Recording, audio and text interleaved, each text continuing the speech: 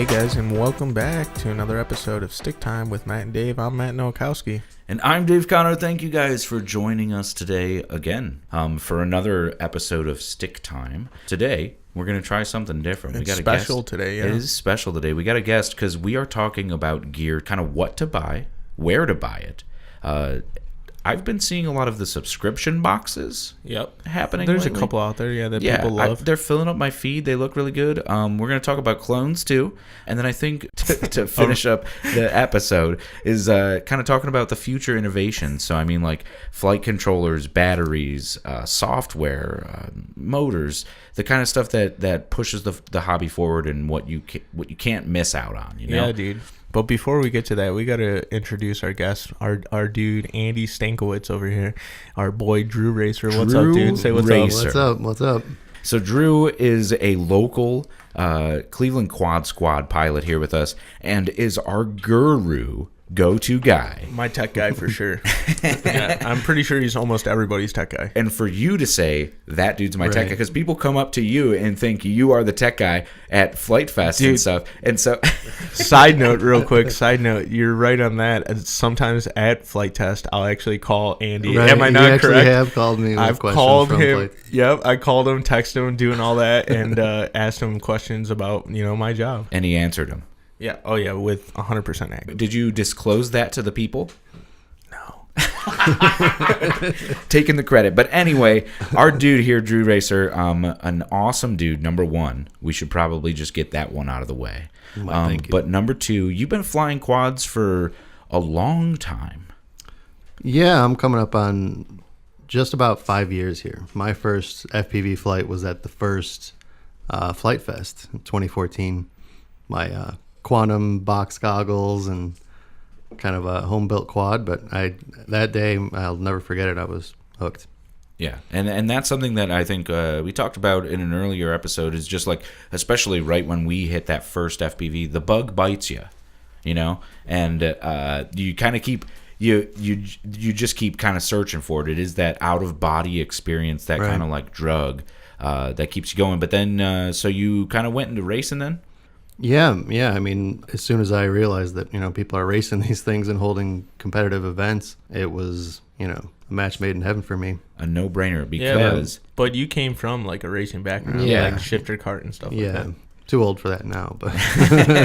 But you did do competitive racing. Right, yeah. And I've even seen your go-kart. Yeah. And that thing is it looks like a rocket. It's a serious machine, yeah. It's a poor man's Ferrari. It'll do 100 miles an hour with your butt a half inch off the ground, 3 Gs in the corners. And how does it compare to the FPV Rush? Different. It's different. Mentally very similar. The way it stimulates, I would feel like that adrenaline. I want to be a fighter pilot. I see races and I go, man, that would be awesome to be a race car driver. Yeah, and then this guy right here, he was basically race car driving on a shifter cart. So same adrenaline rush, I would imagine. It is. It's the mental aspect and the adrenaline is very similar, but you got to factor in your body getting tired and working out. And if you make a mistake with your Brighton muscle, you could be into a guardrail at 100 miles an hour. Yeah, dude, because that's one aspect FPV won't recreate, which I'm kind of glad. I think. I think we're all kind of glad because a lot of air crashes don't end all that way. Yeah, dude, your quad's getting all those G-forces rather than your body. But anyway, thanks for having me here. I'm glad to.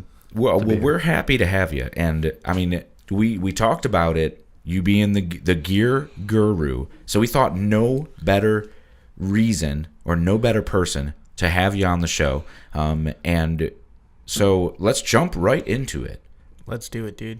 Let's get dirty. Let's get down in the trenches. Let's talk about all the quad gear, the sea of quad gear out there on the internet that I have no idea what to buy. Well, there's a lot. There's a lot of gear out there, man. There's so much. So much gear, my man. How do you know what to buy, Mr. Drew Racer? The best advice I could give is to, find a race near you and go watch and hang out and talk to the pilots and ask them what gear they've had good luck with. And because the longer you do this, it's obviously it's a learning curve and you're getting better, but you're also trying new setups that make your race day easier. You'd want to ask someone, how to get started with something reliable. You don't want to spend all your time soldering and fixing your gear. You want to fly. You want to it spend and the time crash it. flying. Yeah. So basically the same thing I do to you.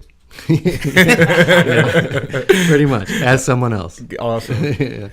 But being the guy that gets asked, is there anything that you feel that you do different than anybody else? Because, I mean, I feel like you have so much knowledge. Yeah, dude, he's the leader of the pack when it comes to buying, like, new stuff. It doesn't have to be, like, the best, the greatest out there, but he always finds the good stuff. I'm a big Formula One fan, and those cars are just a constant evolution of durability versus speed, and they're constantly refining their setup, and it gets better every time. I like to try a lot of new stuff.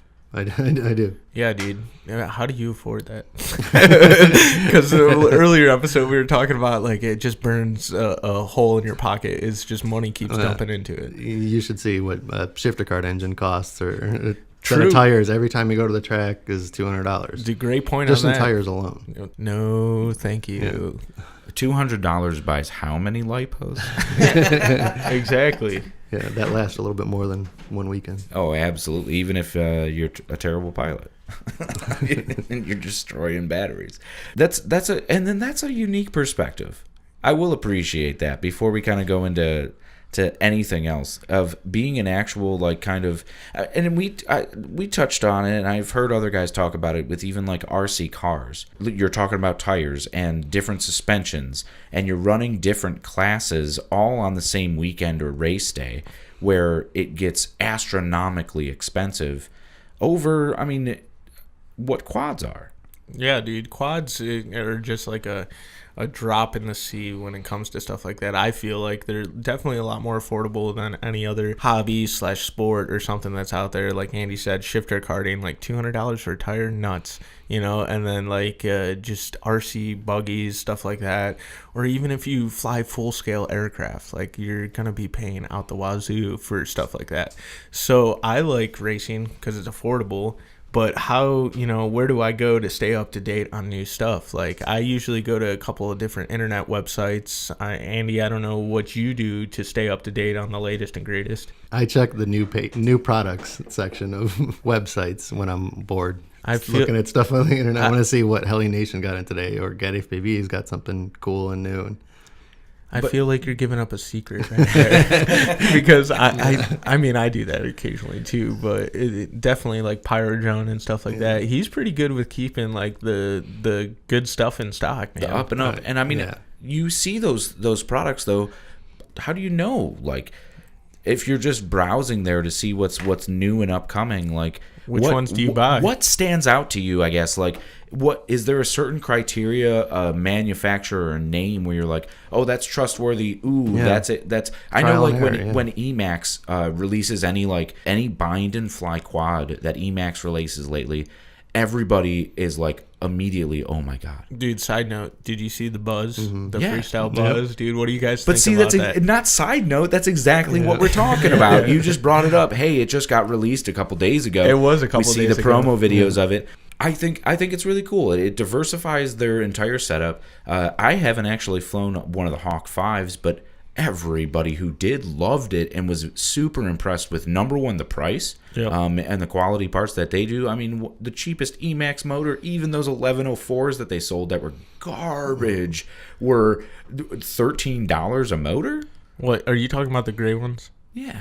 The gray ones from The FT? original Baby Hawk ones? They're not Baby Hawk. What did they? Baby Hawk took them, but what drone was that? That was the OG Baby Hawk was all plastic. Remember? Maybe you don't know this though. Maybe it's a secret that I'm about Oh to yeah, say. it was a folding pocket drone. The Right, Lily. yeah. Lily is that's what it right, was called. yes. So There was a if bunch of them. you guys didn't know, all those gray motors that Emax had, like it was supposed to be made for the Lily drone, and that was like something on Kickstarter or something like that, and that flopped. Like nobody ended up paying for it, or they went bankrupt or something or another. So like Emax was like, I'm stuck with all these motors, so let's put them on the Baby Hawk. And then Flight Test bought a bunch of them to put on our Gremlins. So Well, and that was the introduction. But see, like, that's something I personally, I love watching Flight Test and seeing what they do. And I mean, I guess that's just part of me because I got into the hobby with Flight Test with RC Planes originally, but I feel like that's a trustworthy source. So I guess like you guys just floated out a whole bunch of names of some stores.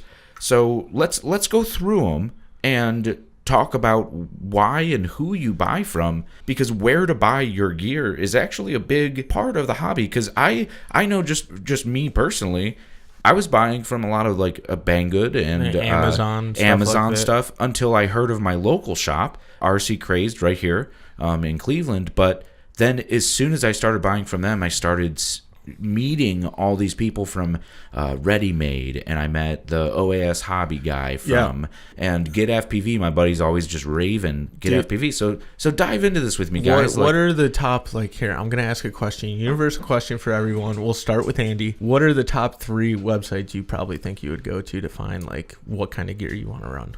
It's always Pyro. So Pyro Drone. Yeah. Race Day Quads. Heli Nation. Yeah, dude. Heli I was Nation's going to been say killing that it lately, yeah. They have a new rewards program. It's pretty awesome, too. Do they really? Yeah, it's really cool. Dang, dude. I got to get up on that rewards program, bro. See, and that's something that I really appreciate. But a rewards program is a huge incentive because you know you're going to be continually buying gear. So and they usually buy like in bulk, and they usually have like, if it's new, you can go on those websites and they'll have it. Right. 100% they'll have it. But Dave, when you buy, like, what's top 3 sites you would go to? Ooh, top 3 that I go to. So I do go to RC Crazed. And just because that's local, you can pick it up, which is awesome. Absolutely. And they try to carry the latest and greatest, but they are a little bit smaller of a shop, so they can only do so much compared to these other big giants. And they do listen to us as a local community. Richard, I'm really sorry if you're listening, but if anybody wants to go to RC Crazed and get 5% off their order, it's CQS5. Yeah, is the promo code. Dude. Yeah. Everybody's a part of CQS, dude. Right. We don't discriminate. No discrimination. Right. CQS5 at checkout. You'll get 5% off. If you live out of Ohio, it'll take 5% off, which is pretty sweet. Here in Ohio, it just about covers taxes for us, not even. Yeah, go ahead and use that promo code. That's your go-to, though. That's my go-to. Just because, I mean, like I think complaining to you maybe like a week ago, just privately. And I feel like somebody heard me, but I was like, man, it sucks. RC Crazed is out of stock on XM Pluses. They got them back in stock? They're back in stock, man. So, like, there is a restock. Bob's on top of stuff. Like, they do actually carry really nice gear. And if you're just starting into FPV racing or even, like, in an intermediate pilot, the Slim Fast frame is number one. Dude, even pros, dude. You can't leave out the pros. And the pros. We got our dude K-Me that ran that for the last year, dude. All last year. Yeah. And, flying it at Nats, like, he flew it in China. Right. Like, this is the Slim Fast 5-inch. I haven't flown the XL, which is the brand new one. But the Slim Fast 5-inch was an awesome frame. So, RC Crazed, number 1. I don't want to dive into them fully. We'll go RC Crazed, number 1. Number 2, I'm going to have to go with my other local boys right here in the state of Ohio. Is it an orange logo? A little orange logo, Ready Made RC. Right. Everybody that I've met from Ready Made RC is just absolutely incredible. There isn't one that I've met that isn't cool. Dude, shout out to my boy, Mr. Noise, though, Ryan Hart, man. I love that dude. Yeah, exactly. I love that dude. And if you guys don't know, he's a rapper on the side. Yeah. So you got to check out his tracks. And we always mess with him. We mess with him on the live streams, dude. But that's he takes it with pride that he's a great dude. He's actually a good rapper too. Like, but see, and I had never heard of Ready Made RC until I had went to one of the Flight Fests and they had a booth. And I go there and I'm like, man, I'm looking for this. I keep popping antennas. What's a good antenna to have? Like, I don't want to spend a lot of money. $9 those Menace Pagodas. The guy working the booth put me into, and he was like, "This is going to be somewhat durable." It was one of the stubby ones. So he's like, "This is going to be somewhat durable. It'll keep it out of your props and it'll keep it off the ground when you're crashing." And like, literally, I bought $9 worth of product. This dude spent like 20-25 minutes just talking about antennas and like understanding me as like a newbie. Yep. Like, understanding me like, dude, this is going to be your best bet, and look, it's actually the cheapest. That and kept right you as a then, customer, though. from literally day one. Now you're stuck with those. Well, I went guys. home and immediately ordered batteries from him because the batteries that they had, the dude was like, "We're out of stock right now, dude. Everybody's buying them for the mini quad races. Like, order them online. We'll make sure they get to you." Ordered those, and now, I mean, I love the Strix. Screech R racer frame. Dude, it's like $15. I don't even understand. I don't know how they do it. It's a quality frame too. It's not a cheap frame. I bought my first one for $46. Okay, I bought my second one for $36. Another $15. I bought my bucks, third dude. one for $17. I bought my fourth one for $17. Dude, if you see what's going on, I don't even understand how they get it to that lower price. Because me being in the industry, like, it's tough, man. So those guys are definitely passing on the deal to the consumer. Right. You know, which is awesome. I love when the deals get passed down to the consumer, because then it makes you feel like, oh, these guys care about us a little bit more, you know? Best kept secret, I think, right now on, like, a super quality racing frame. Strix, awesome frame. Okay. Third one, I think, would be... It has to be a tie between Get FPV and, I think, Race Day Quads. Because both... Oh, man, Pyro... Yeah. Oh, it's going to be a three-way tie between those three shops. Pyro, Race Day Quads, and Get FPV. Just because Pyro has rock-solid shipping. Get FPV has just an incredible selection. Anything you could ever need. When everybody else is out of stock or doesn't have it, I go to Get FPV, say it to them. And Race Day Quads just has phenomenal gear at phenomenal prices. Oh, dude, I agree. You use their batteries a lot, right? Yeah. They're actually, what, G&B or something? I believe, yeah. And I've had really good luck with that battery brand. Yeah, no dead cells, no nothing like that. I have very few compared to other ones I've tried. Yeah. I think that brings up a awesome point too, because I don't even have this on the list of things to talk about. Is batteries. What battery brand do you trust the most? Because, I mean, depending on what battery you're flying, they could be very expensive. And if you're going to invest $30, $35 into a battery, is it worth it if it's going to die on the third cell and there's no warranties on these things? Or if you're going to crash it and explode it into a gate or the ground, or, I mean, the plethora of things that mini quads hit. No, we run our batteries hard. Compared to any other RC hobby, I think drone racing, mini quad racing probably runs their batteries the worst, I would say. Right, Andy? I mean, you were in RC cars a little bit too, so I don't know. Yeah, I mean, you're discharging 4 motors sucking power the whole time rather than one, and just the vibration environment that they have to work in, and not to mention hitting trees at 70 miles an hour. Yeah, so it's like not good for anything. A good battery is definitely key at any race. Yeah, but you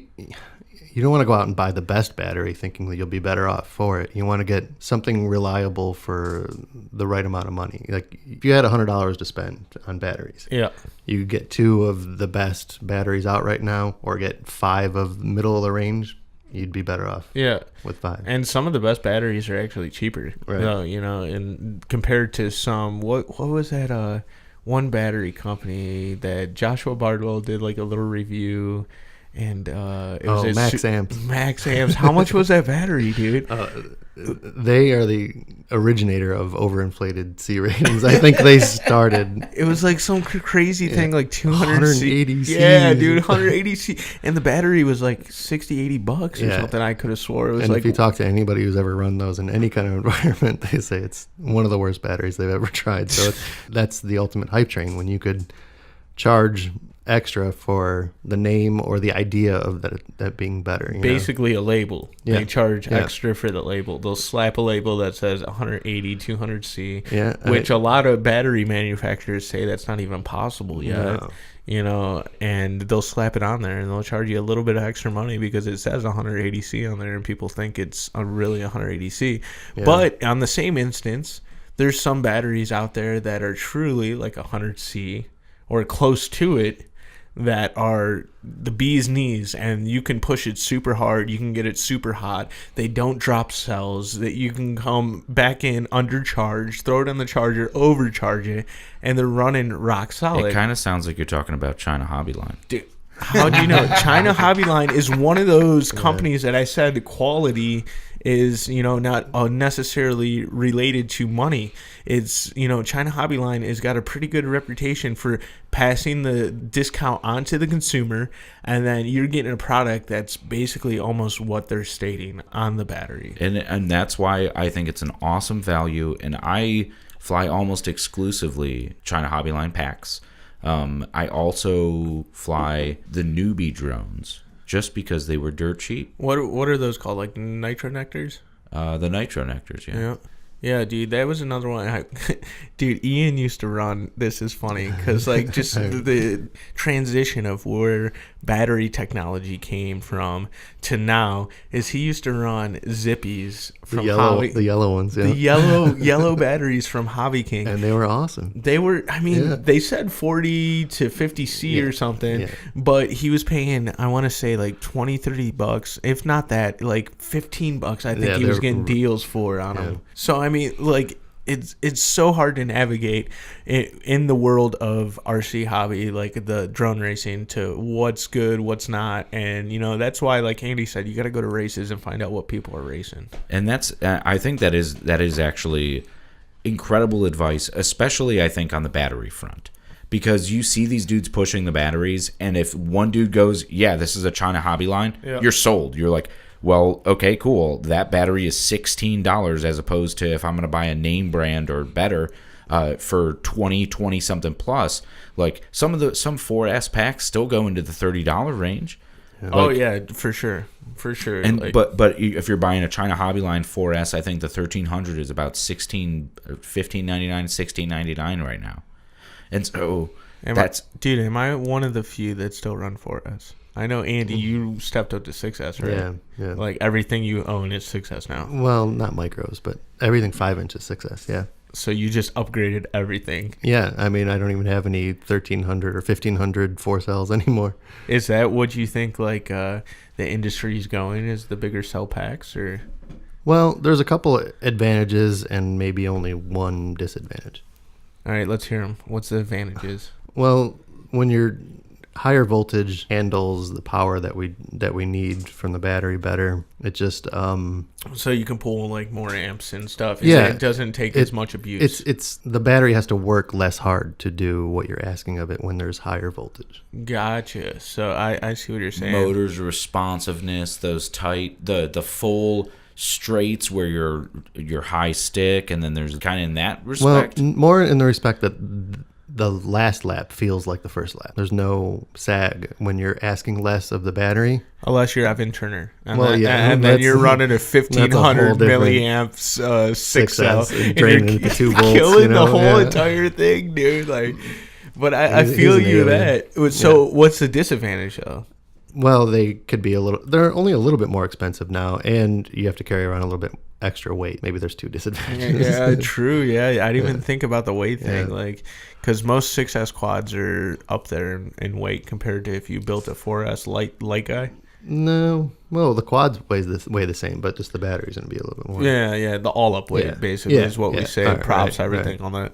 Right. Dude, I feel you on that, man. I haven't made the leap yet. I'm still sticking to my guns on 4S, and I don't know if that's just me personally because I feel the most comfortable with 4S, and I've tried 6S. I just feel like I blow out all my turns and all that good stuff. You got more power to it. That's for sure. Like, you definitely feel that there's more power to it. However, I am on the 4S train with you, buddy. Virtual high five. All of my rigs are 4S. And with the new format of racing going to 3 laps, your best 3 consecutive laps, 6S is merely obsolete now. Yeah. Why do you need it to pull that extra lap or pull that little bit extra speed? Like, I guess it also plays an advantage to 6S for the 3 laps. Also in practice, you get more practice time. You get more practice time, but flying knowing how I practice, I use my practice as much slower to learn a track rather than pick up speed and really fly on it. I mean, until my last practice laps. I'll turn it on to race speed and then play in that ballpark. No, I feel you, dude. But yeah, I mean, I'm going to be sticking with 4S. Andy's success, you're for us. Yeah, it's more of a preference thing now. It's not it's like more of a required preference. Exactly, man. So, but yeah, moving on from batteries, let's keep this guy going. We got what do you guys think about the subscription boxes going around? I have not bought a single subscription box. I don't know if Andy's been. I have not. No. Not yet. I'm super picky about what I buy. You know, I like to get exactly what my plan is when I buy something online. I don't like the idea of being surprised. You're not a surprise guy. No. So if I throw you a birthday party, you don't want a bunch. Christmas. Yeah. Don't buy me surprise quad parts and you'll be fine. Oh, yeah. Surprise quad parts. I like how you put that. But see, and that kind of plays back to what you were saying about being picky about your quad parts, about researching. You do your research. You find out what people are flying before you actually want to try it because you don't want to spend the money on it. See, and as opposed to you guys, I do actually subscribe to Drone Drop. Mm-hmm. So I know I've shared a lot of the big finds with you guys. Yeah, dude. Why not quad box though? Just I want to know your insight. Why I chose Drone Drop over quad box. So I did a lot of research. Okay. And it seemed a lot of people who were into the hype or I don't want to say the hype because that's really a bad word. I'm sorry I said hype. But quad box is a lot about the lifestyle. Mm-hmm. And that's not something that's particularly appealing to me just personally. Like, I don't really buy into really anything. I think I have a couple. I don't even have all of our professional sports teams here in town. Like, I don't buy into that lifestyle stuff. I don't want shirts. I have, just from being in the hobby, attending events, winning prizes and meeting people who work at specific, at events and booths, they'll shoot you a free t-shirt. I have tons of quad t-shirts. Yeah, so Drone Drop is a complete opposite of that, is what you're saying? Drone Drop, at least from what I saw, was all parts, and from what I saw on Instagram and Facebook and just investigating both of their websites, it seemed to be more parts, and people said they were better parts. Yeah. So bit the bullet. I bought one, got the first month, and then my wife subscribed for a year. A year? You're getting those for a year? For her birthday. Dang, dude. So I love my wife. I was going to say, she's number one. Dude, kudos to your wife because that is awesome. Well, she also saw me. So right? Well, he's married to her, so definitely a keeper. She is a keeper. I wonder how many, if you guys are listening, how many of your guys' wives or girlfriends out there would actually buy you a subscription box for a year? Because that's dedication. That is a cool gift, though. Yeah. Well, and I mean, like, the price of it's I think like $39 a month. It's comparable to the quad box.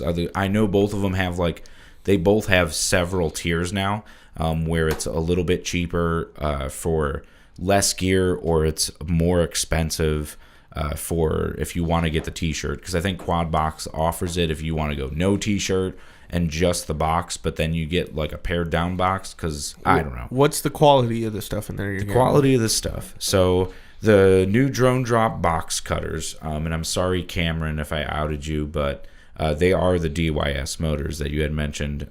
I know our buddy Lonnie here in town, another CQS member, awesome pilot. Yeah. But he loved those DYS motors. Yeah. He was ranting and raving how long? I wanted to find the perfect word. No, dude, I'll tell you right now. He was ranting and raving to everybody that they loved them. I mean, they were good for him for a month or so. Okay. Right? I would say a month until he said he was like done with them. I'll straight up say. Yeah, I think he would agree with you too that you can only replace a $10 motor so many times before it. That's the problem he found is like after like a month or so, like he was replacing them almost every crash. I felt those are the new Drone Drop box cutters. They did have the Drop 6 though prior to this, that 1750 kV motor that was the 6S battery.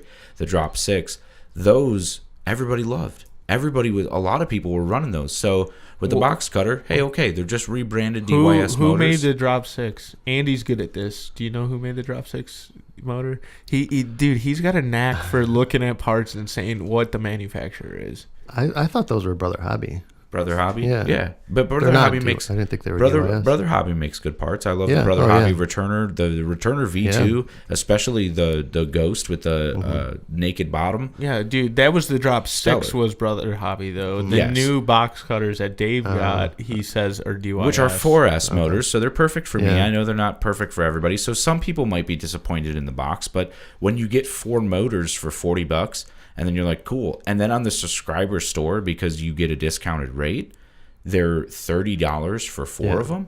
Yeah. How do you pass that up? No, like, yeah. even if they are not as durable, I will say they are absolutely stellar motors. Okay. Yeah, but dude, they're not as stellar. If you guys, They don't, you they don't can't have see purple camouflage. I do was they? gonna say you guys can't see this right now. We don't have video yet, but I'm looking at Andy Drew Racer's brand new. What is this thing called? Raging Droner. A Raging Droner from Catalyst Machine Works, Yeah. and I'm looking at these motors, dude, and I'm in love. They're like a blue and pink, purple camouflage. They're anodized in some weird way. Like even in the base of the motor, inside, it's a weird anodizing process. Where I think they splatter a chemical on it, and then the colors react differently in the anodizing or They something. like bake it or drop it in a tank or something. It's just a random pattern of What? anodization. What are those? Yeah, what brand is this? They're made by iFlight, and they're called the Zing motors. Apparently, Zing is a popular pilot that kind of developed these. Even though I had never I've heard never of them. heard It of must Zing. be Chinese. And or something. iFlight, dude, I didn't know if they like. They are really Right. stepping up into the real deal game Yeah. now, because when I first was looking for parts on Amazon, a lot of what you would find is Right. iFlight on Amazon, and now they actually, it was all like very kind of Dude. lower quality gear. Now it's Yeah, Right. I almost felt like iFlight was almost like one of those clone Exactly. companies Exactly. that would just copy. That's why these have been out like 6-7 months. I was talking to somebody else. I was talking to Jesse actually, and he said, I don't know, the track record. What if they're not durable or something? They've been out 6-8 months now. They're just Dude. starting to catch on now. And they're definitely original, so I can't say they're a clone, Right. but there are a lot of people out there that clone stuff. So like iFlight was always I thought was like something like that or a low budget, but Right. Well, you think back to your impression of Diatone back in the day. It's kind of a similar thing. It was, budget, entry level, decent quads. Nowadays, Diatone's killing it with the really good bind and flies, great part. That Mamba stack, yeah. so many people run that. Is that like- from Diatone? Is the yeah, Mamba? Yeah.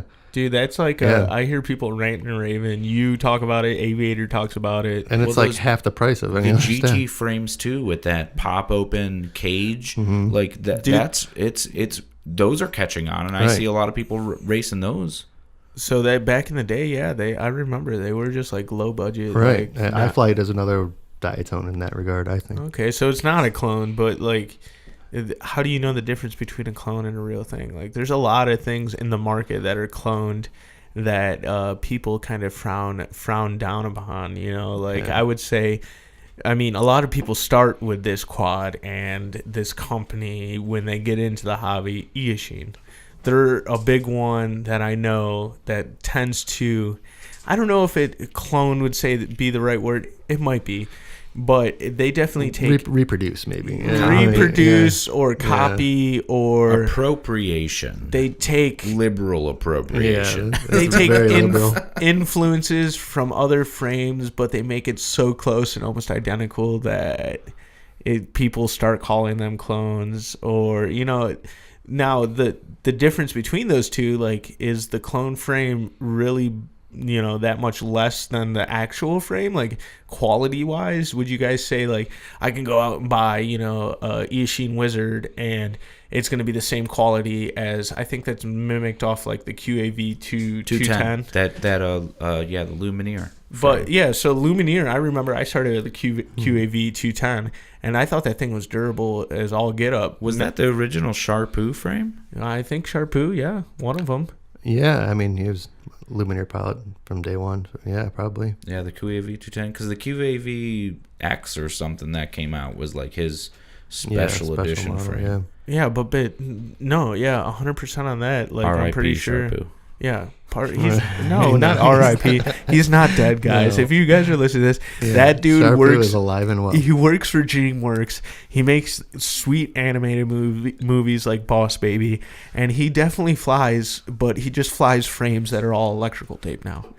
Right? Isn't that what he does? Yeah. But no, back to my question. Like, is the quality of a clone the same as the quality of like the actual product it's based off of? I'll say based off of. It could be, but most likely it's not going to be the same quality. Yeah, so you're gonna buy it and kind of regret it after a month or something, usually, Yeah, I mean, or break it within right, a or month. break it, or strip a screw hole out, and you can't find that one special part because it's halfway around the world, and you just would have been better off spending a couple extra dollars and things like frames and things that people put a lot of time and effort into designing something.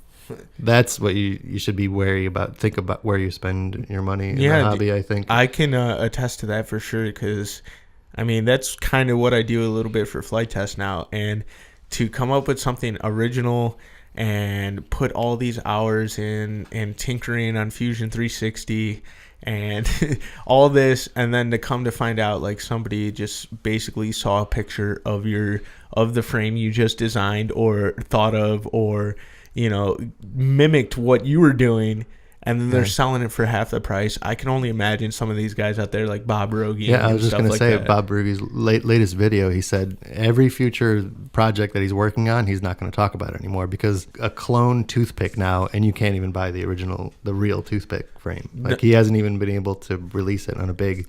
I'm glad he's doing that, because that's one... He said he'll only talk about it when it's ready to be released. That's one thing we talked about at Flight Test a little bit too. I mean, we wanted to keep some of our projects secret because of these companies out there that are just, they see an idea and they want to take that idea and get money off of it. I think you mentioned earlier today that you guys, we were just talking before the episode, but you were talking about your internet connection. You're like, well, we're a tech company.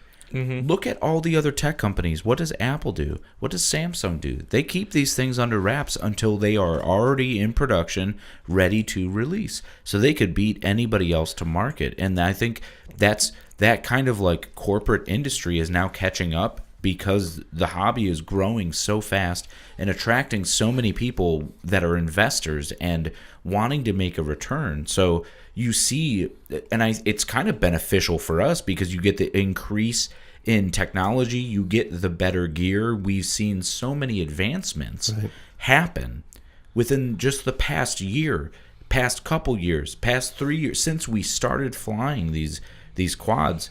Dude, it's an incredible advancement in technology. It's hard to do that. Apple and them, they definitely multi-million-dollar company, obviously. They have lawyers, contracts, all that. So when you're dealing with China and stuff, like, it's hard to... I know Tommy, when he came out with the remix, he was using a company out in China. I'm pretty sure it was in China.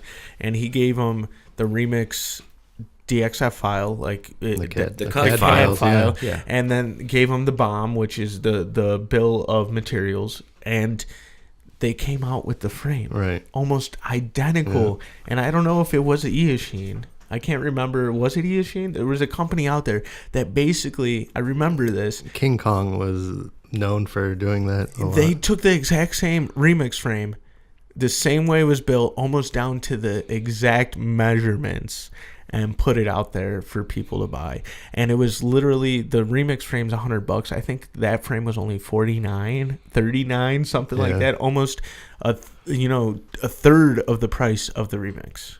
And that hurts so bad, especially when they have like the specs of the carbon that they're using. And that's the risk of dealing with companies halfway around the world. And not all of them will screw you. A lot of them are in it to make the money, like any company anywhere. But there is that added separation, that added lack of contact, where it's like, well, I don't know you, you're on the other side of the world, I'll steal your idea and not feel as guilty about it, And I think that could perpetuate anywhere. But that kind of stuff seriously undercuts the people who are actually spending their time designing these frames. Yeah, no, I agree 100% with that. And regardless it of where these parts are manufactured, it sucks, and it's a part of the game we have to deal with a little bit. Yeah, it informed people around you to make good decisions on what they buy, not only for their own personal gain, or it just think of the hobby as something bigger than yourself. You saved $30, but is it really contributing back to the hobby to develop new products? Which a lot of the time it's not, because those bigger companies out there like Banggood, which I know a lot of people still to this day go there and buy stuff, and it's a great starting point. I'm not gonna knock it where like it gets people in the hobby, but at the same time I'm gonna knock it because it's taking away from the hobby a little bit, because all these local hobby shops or local communities are getting hurt from it a little bit. The people who are actually listening to the racers, and that they're out there to make a buck. They're out there to move product. And if you go to Banggood, you have tons of other options. And I'll be completely honest, I bought my entire first quad from Banggood, but that's how I built my first quad for under $100. Now I can't wait 3 weeks for something to show up. Right. Are you kidding me? I got a race next weekend. Like, the slow boat from China is not an option anymore. No way, dude. The parts that I buy, I am comfortable paying the prices to the shops that I like to buy from. Yeah, dude. I think Pyro, what do they got? 2-day shipping, dude. And you know this, dude. You know this. When you buy parts, like, how long does the part take to get to you? It's 2 days, like, almost every time. Almost every time. Sometimes 3 days. They're in California. Yeah. We're in Ohio. Yeah. It's unbelievable. No, mate, you could order it 11 at night and still there 2 days. It's nuts. That's why I think you should pay the extra money to these guys that are putting the time, the effort. Well, plus also, we've had experiences too. You get a part and it doesn't work out of the box. The language barrier and the time frame and the distance to try and get an RMA to China is hardly even worth your time at that point. But if you buy from a reputable U.S.-based store, they're going to take care of you. Dude, yeah, no, Serge has done that for me a couple of times. Like, I'll just send him an email. He knows I work for Flight Test. He knows, like, I kind of know what I'm talking about a little bit.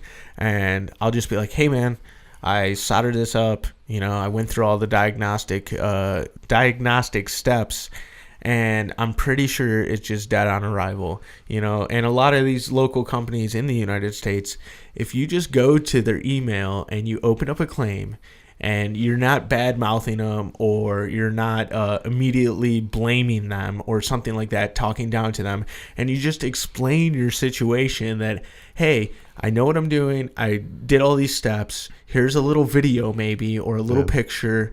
Can you help me out? 9 times out of 10, it doesn't matter what local company it is, Race Day Quads, Pyro, Get FPV, Ready Made, Flight Test. All those companies will send you another part without a question. You mentioned that last one, and I know I don't want to toot your own horn, but Flight Test has probably one of the best reputations in RC anywhere. And I've customer service, for sure. I've had to deal with it personally, yes, with the customer service on several occasions. I mean, the pieces that we buy are delicate electronics, and I don't fault anybody for them going wrong.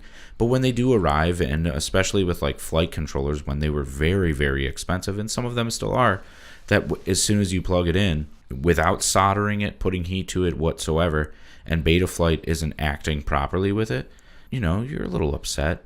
But just explaining your problem, and I did the same thing, no blaming, absolutely problem solved. Sorry. Yeah, dude, as long as somebody, like, I do some of the customer service for Flight Test, and usually all the drone-related stuff, and as long as somebody comes across with an email and they're like, hey, man, I soldered this up, I don't know what it's doing, motor 3 is not working on this ESC, first thing I'll do, send me a video. If I review the video, it's good. 9 times out of 10, even if your soldering is not that great, I'll give you a free replacement, because I want to keep your business. I want you to be happy. I want you up and flying. I want you to enjoy the same hobby that I love doing. And I remember in those days, the first couple of days, where I purposely, I didn't purposely, I would solder something up and I would accidentally fry something or something like that. And I'd be like, I can't afford, $40. That's what I think of every time I get somebody that sends me in a request. And I just want them up in the air flying as fast as possible. And I've even dealt with it I bought a part at Flight Fest the one year. Didn't touch it until I got home. Yeah. And then when I got home, I found the battery was completely dead. It was a 4-cell battery. One of the cells completely dead. When I first put it on the charger, wouldn't even charge. And that was completely simple to deal with. That's why I say Flight Test, absolutely stellar on customer service. Thanks, dude. I Every appreciate time. that. Like- And it's not only us. I feel like everybody in this community is wanting to help the pilot out, is wanting to get that person in the air. So it's really a big, gold star for our community we have right now. You couldn't rip them off if you tried. Everybody, if you exactly like what you said, you show the knowledge Yep. of what you're actually, hey, I'm trying. Because I know from firsthand experience, when I bought my first quad from Amazon, it was a Chinese seller. And from what I had read, I knew that one of the ESCs was bad because it was flip-a-deathing. The ESC would reset, but it was a nightmare to try to get it replaced. And I eventually did get it replaced, but it was 2 weeks later. Imagine a local shop, if I had done that with a local shop, to be like, hey, and sent them the same emails immediately. If say, you're on the other line, you go, oh, yeah, definitely, that's a bad ESC. Here, dude, here's another one. Yep. Instead of being like, oh, well, here's this process where you have to fill out this form and you have to do this. I was like, I've been emailing you videos and pictures and everything I could, descriptions for a week, and you haven't replaced it until I'm like, hey, dude, like, seriously. And that's coming back to, that's why we spend a little bit of extra money, like Andy was saying over here. We spend a little bit of extra money to get that customer service, or that, what did you say? You just like, you get that peace of mind. Yeah, definitely. If ordering from China works for you, then ordering from China works for you. But for the majority of racers who are flying every day, you'll soon notice that it's not the best option, and you can actively support the people who support you. And bringing up supporting a lot of these local shops, online shops, or even hobby shops, start sponsoring local races. So they actually put it on and give you the ability to win prize money and win parts. Yeah, dude, and to sponsor it, I mean, you don't have to do much. You could throw a couple sets of props, maybe a set of motors, and you can sponsor your local races out there. A frame. And you'll get customers for days because of that. And that's how I had originally heard of RC Crazed, is attending my first QRGO race, and they go right at the beginning, this is sponsored by RC Crazed, Brother Hobby, and they kept listing off the list of people. But I mean, I go, hey, you helped make this experience I had possible. I absolutely will support you. And then I go find out that I could get an XM Plus for, $12.99 for. No, yeah, dude. Okay, perfect. Yes, absolutely. I feel you on that, man. That you couldn't get it. You couldn't get it cheaper from Banggood. Yeah, dude. And pick up same day usually. When you need something fast. Yeah, exactly. Especially here locally, here in the Cleveland area. But right. Almost exactly like RC Craze does, I know almost every other online only hobby shop, even if they're not a hobby shop that you could go pick up at. They'll have warehouse pickup. Yeah, you could pick it up. You could just show up if you're in the community. So I think all of us would highly suggest you find the shop closest to you, and they're all over the United States. But find the shop closest to you that has the gear that you like. Tell them what you want them to stock, and they'll continue to stock it. And that's the beauty of this community. No, dude, definitely the beauty of this community, beauty of the stuff we got going on right now. I love this hobby. I love the parts, the people out there, the shops, everything. But the future of the hobby, what do you think the future of the hobby? Where is it going parts-wise? Innovation. We're talking about, is HD FPV a thing, or is it's got to be eventually, right? Yeah, well, I mean, we've said that for 2-3 years now. Your opinion on it? I mean, we have ProSight. We had it for a minute. What happened to that? It just never caught on. I mean, the cameras were $100, and every time you break a camera, you don't want to spend $100 just to replace that. And it still wasn't reliable enough for FPV racing. It would have glitches here and there, occasionally a black screen here or there. I from what I've heard, I played with it a little bit, but just not as confidence inspiring as analog video. It's either there or it's not. Yeah, and analog's way more reliable, and the latency is a little bit less. The right? latency is the biggest issue, I feel like. It'll be expensive at first, and it'll get refined and cheaper. And just so we know, when we're listening back to this 5 years from now, what is your? we your? all have to pick a prediction, a how, Nostradamus. How long from this point that okay. we're having this podcast now? How long do you think HD feeds is going to be a thing for FPV? A popular thing or a thing you could buy? Like a thing that everybody's going to be racing. It's got to be at least 2 years out. I'd say 2 years. At least 2 years. He stole my guess. What was yours? 2 years? I was gonna say 2 or 2.5 years. See, I'm actually 2 years and 1 day. Or something. Yeah, there you Price go. is It's Right. like Price is Right, dude. No, I'm gonna go a little bit longer than you guys. I feel like, I could be wrong. I don't know what manufacturers are working on, but I feel like there's not too many people out there that are actually working on an HD feed, except if you think about like DJI and their Light Bridge.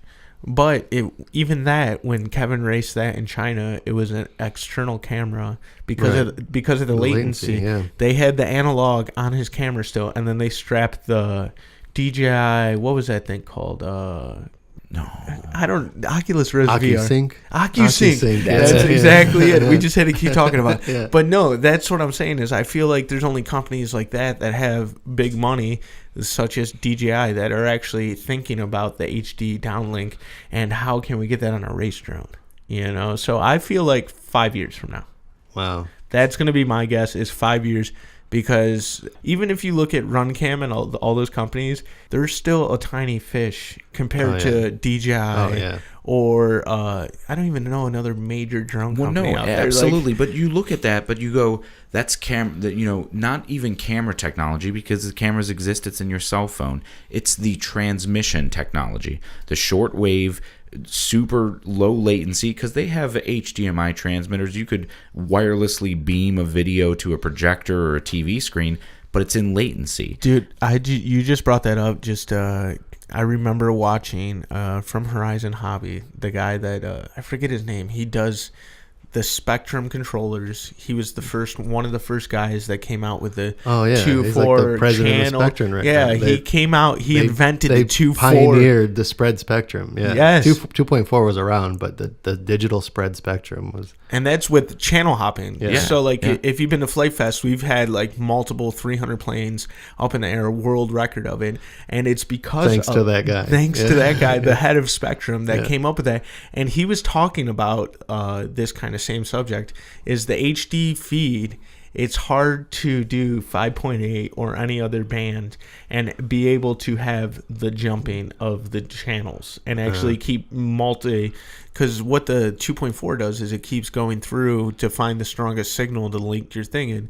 With the HD, it takes up more bandwidth, so you have less jumping around. You can't jump around as much. Well, and see, you're talking about the transmission then has been advanced by the RC hobby, which is exactly what it's doing now. But if you take a look at, say, the battery technology, even the camera technology, it's been moved forward with cell phones, where lithium polymer batteries were developed for mobile devices. They have been modified and built specifically for us and our hobby now. But the main money driver behind it, so I guess is something going to be cellular at some point, or with a local shortwave, frequency technology where you could only reach something similar to cell phone towers? Yeah. Or are you going to be able to fly a drone via cell phone towers in the future, fly cross country? Who knows, because you could control it, and I mean, we haven't even touched on long range yet this entire series of podcasts, but talk about a long range if you start talking about that transmission length and distance that you could achieve with that technology. Dude, that's the future, and I'm not a time traveler, and I don't read minds or anything. I feel like that might be way out there. But I'm glad you brought up batteries, dude, because the battery technology We do right now. We get like the leftovers from everybody. Is like that's how they build lipo batteries, lithium polymer batteries for our hobby. Is after Tesla's done using their stuff, after military, then Samsung, then Apple, then Windows. Everybody that uses a lithium polymer battery, we get the leftovers. So, what is the battery technology going to be like here in the future? Like, what are you guys' guesstimates? Like, what is the next step from lithium polymer? You know, they've tried. They had the graphene for a while too, which was kind of a gimmick, if you ask me. But it's going to be in the chemistry of the batteries. I think they're going to be able to be smaller and hold more energy. But it's just developing the new chemistry to hold energy more efficiently. Yeah, ready-made. Actually, they tried to do lithium ion. What are your thoughts on that? That just can't get enough amperage out of that, right? Yeah, I mean that was a little 2-cell like a goggle battery basically. They could fly in the nanostrix, but it could fly almost an hour, I think it was, dude, which is unbelievable. But that's one little motor just spinning along, and a plane is not more a efficient. quadcopter. Yeah, not a quadcopter. We can't do that for a high-powered race quad. No, we would kill lithium ion instantly, I think. So today, at least. My thoughts is it's going to be instead of, because right now, what is it? Sheets of, is it carbon or what? It's actually lithium, and then what's the other sheet? Insulator, like a plastic insulator. Yeah. So they go a bunch of sheets together. Yeah. I think that they're going to have some kind of gel technology. Is what my next guess is. Is you're going to have some kind of gel inside there that conducts current and is going to be able to be safer, not explode. And at least this is my thoughts. What I see in my head, what I envision in the future is some kind of gel lithium. It wouldn't even be lithium. So it would be like gel electric battery kind of. I don't even know what cool name it would be. Like a solid state. It'd be napalm. Yeah, a solid state is what I'm guessing. It would be napalm. Wrapped in a foil packaging. Did you say napalm? Napalm, I think you said. Napalm. Fancy. Getting Napalm. fancy, dude. Napalm. Yeah, no, napalm, dude. I don't think that's safer to strap to your quad because you just explode and then catch everything You're on fire. You're talking about stored energy here, my man. I'm talking about like a gel, like your cell phone mats on your dash or the Uma grip. Some kind of gel like that has some chemistry in it. But that would be a completely different way of how batteries work, and because these are all alternating, and you have to think about electrode insulator. See, that's why I'm not a scientist. Think about weight too, because the power to weight ratio, especially for specifically what we're doing, is a huge aspect. Dude, I got an idea. What if we just go back to Tesla days and we just fly quads without batteries and there's just electricity in the air? No, why don't we tie them to string and then just like just go full throttle and circle? Dude, or control line. Yeah, or, control line. I was going to say control line, or do you know when you go race horses or dog racing, they have that rabbit that goes around on a track? What if all of our quads were connected like a subway rail to a line on the track and you had unlimited You'd never power? have to land, dude. Yeah. But it's still attached. You could swing and get your line. It's not like it's just stuck on that track. You swing and get your line, but you can go around this track, kind of like slot car racing. Yeah. You may have just invented something. Yeah, dude. Elon Musk, if you're listening, this might be the next slot car racing. I wonder if he flies RC, by the way.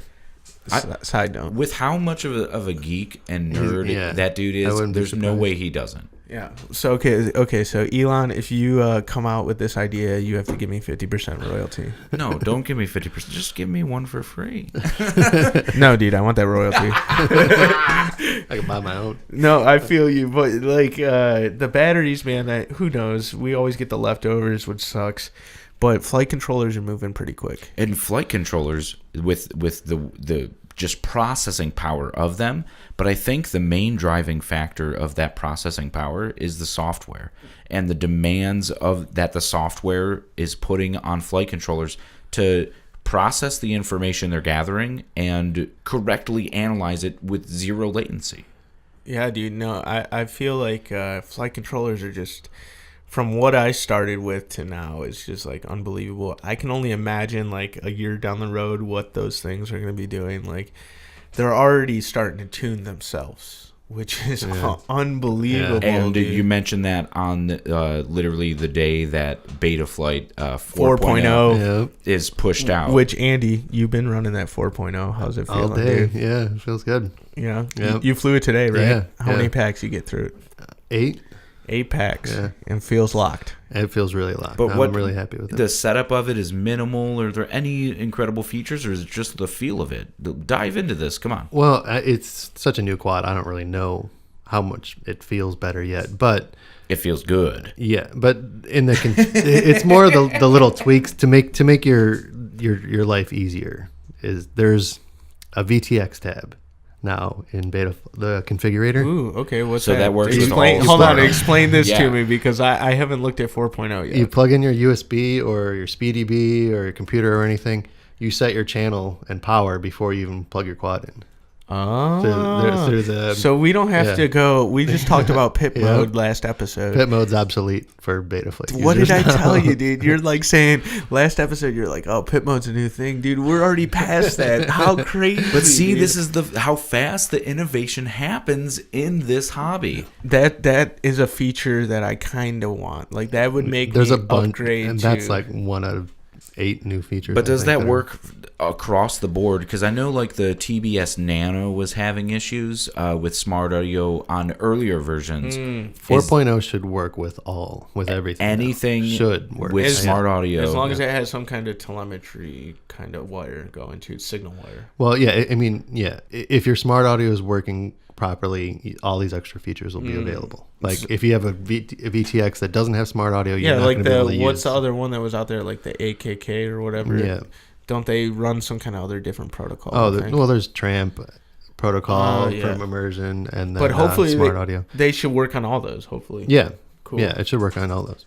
Dude, I'm stoked about that. Yeah, that's- that was a cool thing. I was the playing. VTX tab is definitely. I was talking to Stinger Swarm, and I just saw his Kevin Daughtry. Yeah, is that his Daughtry. last name.